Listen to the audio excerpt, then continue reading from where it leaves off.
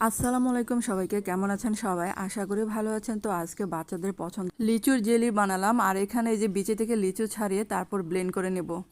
এখানে কিন্তু কোনো পানি দিব না, ব্লেন্ড করে তারপরে এই যে দেখেন এরকম হয়েছে। আর এখন ছেঁকে নেব যাতে দানা দানা না থাকে। তারপরে ছেঁকে নেওয়ার পর এখন একটা প্যানে দিয়ে দিলাম। আর এখানে দেব 1 চা চামচ আগার আগার পাউডার। শুধুই মানে আগার আগার পাউডার দিয়ে এই জেলিটা আমি করবো আর কি। আর চুলার জালটা কিন্তু অফ করে আমি মিশিয়ে নিয়েছি। তারপরে যে চুলার জালটা অন করে অনবরত নাড়তে হবে। আর এগুলো একটা প্লেটে ঢেলে নেব ঠান্ডা করার জন্য।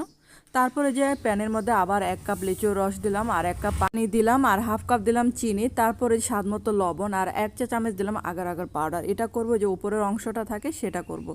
তারপর চুলার জালটা অফ করে মিশিয়ে নিয়েছিলাম। আর এখন এই যে প্লেটে দিয়েছিলাম ঠান্ডা করার জন্য, এটা বের করে কেটে নিচ্ছি।